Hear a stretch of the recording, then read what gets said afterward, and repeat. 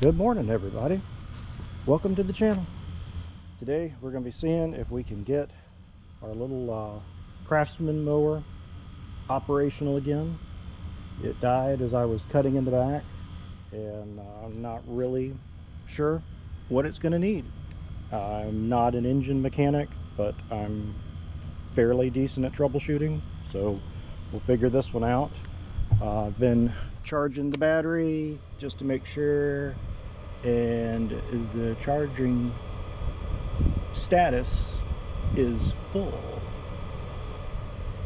Battery is full. So we have a fully charged battery, a mower that won't start, and I've been going through my toolkits to try to make sure that I've got everything together. And of course, this kit is missing something, this kit is missing something, but between the two I can get something that works. Also broke down and picked up some pack of utility knives, because when I was looking at blades, I realized that, you know, in order to have a blade, I need to have the knife, and now I can't find the knife. So I'm just like, get a pack of 3. They weren't very expensive. I'll have them spread out, and I'll lose those. Now, of course, the problem with this is they require some kind of tool to open them, but that's okay because I still have my nips. All right, let's focus on what's going on with the mower at this point. So what I've noticed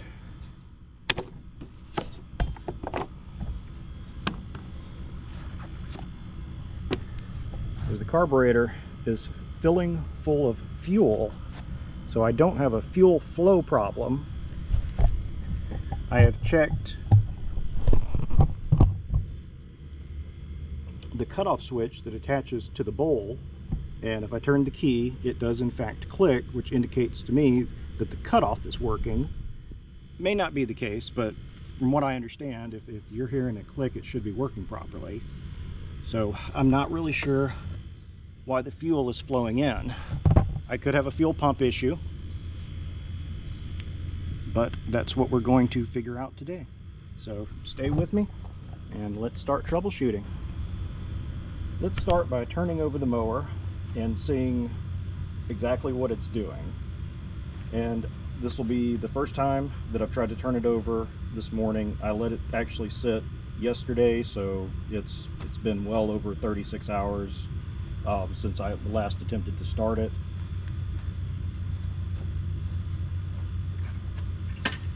Disconnecting the battery charger.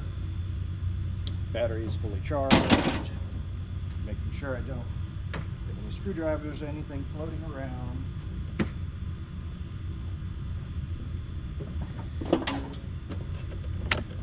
Let's just turn it over and see what it does. I'm not going to choke it yet. It's down minimal throttle.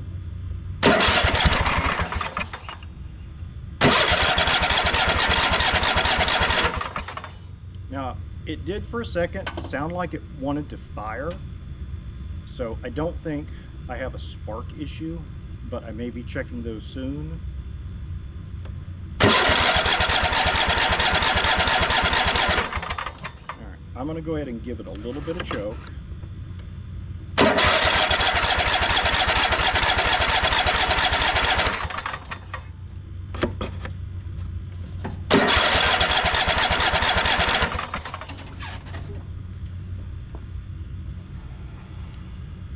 So the fuel is flowing. I've obviously got airflow, and I believe that I have spark, but I'm honestly not hearing enough firing. So let's check the spark plugs next and see how they look. In order to remove our spark plug, we're going to need to go back to our tool bench. Now, these kits have been very nice. They're both from Harbor Freight. This one ran me, I believe, a little less than $30, and I think this one was around $10. But they suffer the flaw of every toolkit out there. If you use a tool and you finish your project and you do not put the tool back where you got it from, parts will go missing. So in this case, I have my 5/8 spark plug wrench, or a spark plug socket, that I will need to remove the spark plug out of the mower, but I don't have my 3/8 inch ratchet. So that's okay. Harbor Freight has a solution for that. I have these guys. Now, before I proceed, I want to make sure you understand that this is not a how-to video. This is how I'm going to do this today, as most of my videos are, because I'm winging most of this. So what we need to do next is get this open. In order to get that open, I need to open these guys, and in order to open these guys, and now I could just shortcut it and grab this, but I really need to get these open. So that's what we're going to do next. I know you guys love my successful and very professional unboxing videos, so this one will not disappoint. Or maybe it will.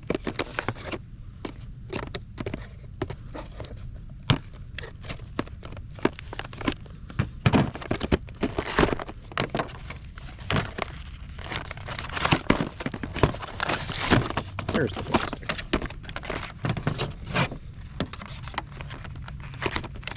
So yeah, I've seen them make little tools that make this part of the job a little bit easier. I don't have one. I have what I have, and I'm working with it. So hopefully moving forward, now that I have cutters, which I'm glad they have these little safety covers on there so you don't cut yourself when you're opening it, hopefully this will allow me to carry one of these on me at all times, and I can add professionalism to my already very professional, not unboxing videos. All right, so now let's get on with it. We need to get these guys opened up.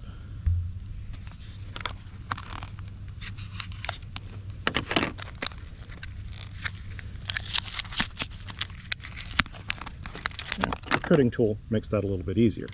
So this is a 3/8 inch, so we'll need our 3/8 inch adapter. It goes in there. This will attach to our Ryobi drill, or whichever drill you prefer.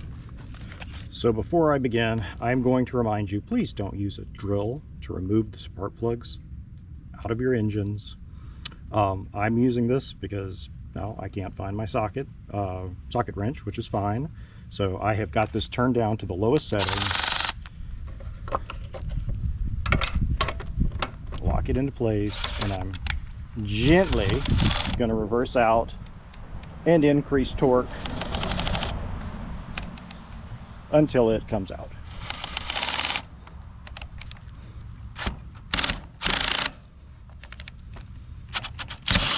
All right. So there's our spark plug.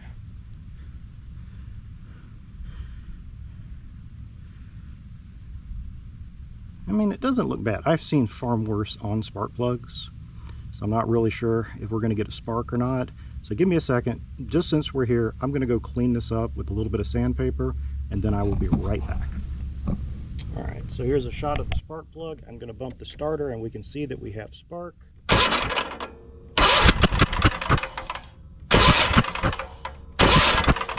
So we got spark, and I'm pretty sure the other side is sparking as well, because I'm getting some exhaust coming out of this side. So I don't think spark is our problem. So we've got air, we've got fuel, we've got spark. Now there's a possibility that maybe we're getting too much of those, that maybe we have a carburetor issue, which is very common. It could end up being something deeper. So let's dig a little further, check a couple of other things, and see where it takes us. And I don't want you guys to miss out on me putting the spark plug back in the most unprofessional way out there. But I am not using the drill to start it. I will use the drill to tighten it. I'm just going to gently start my threads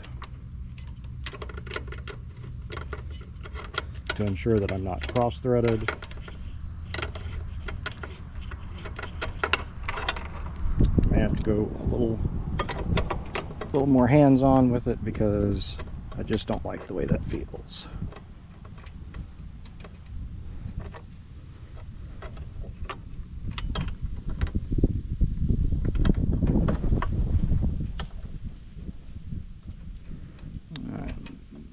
very carefully waiting for the threads to grab.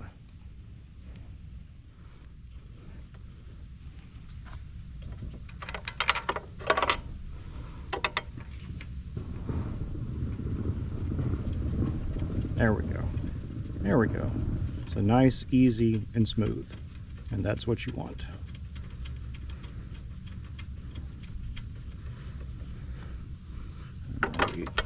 Attach my socket, torque it a little bit more, take my drill all the way down a little bit,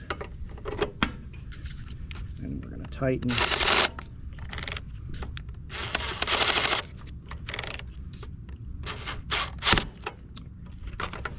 Should be plenty tight.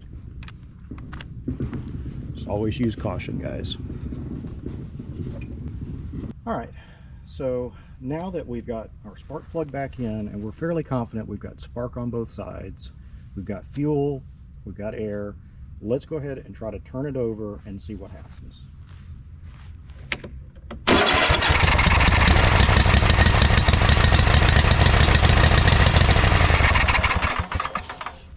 Well, okay, that is very promising.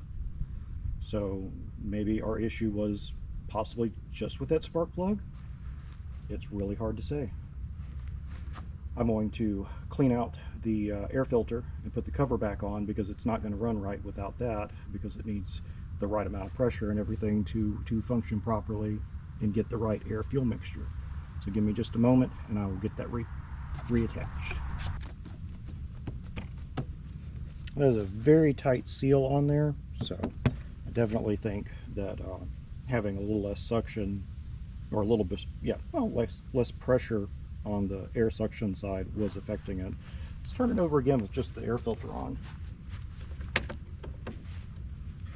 And again, I am not running choke at all. It is on very low throttle.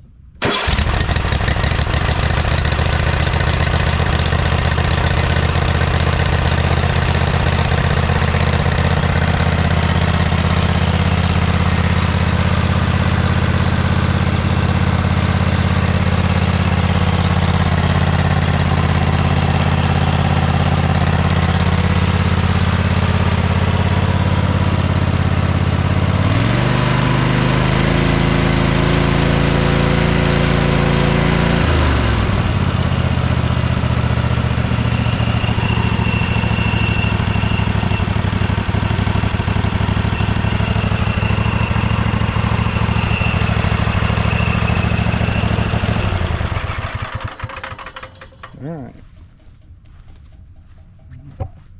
had some excess fuel earlier that's starting to heat up a little bit, so I'll let that come off a little bit. Again, that's the exhaust smoking a little bit from the fuel that had poured onto it earlier. At least I hope that's what it is. Oh, cover reattached.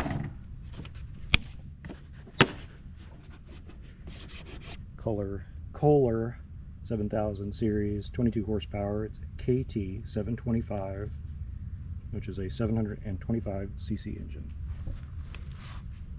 So, all right, well, I'm gonna take it for a test run and make sure everything looks good.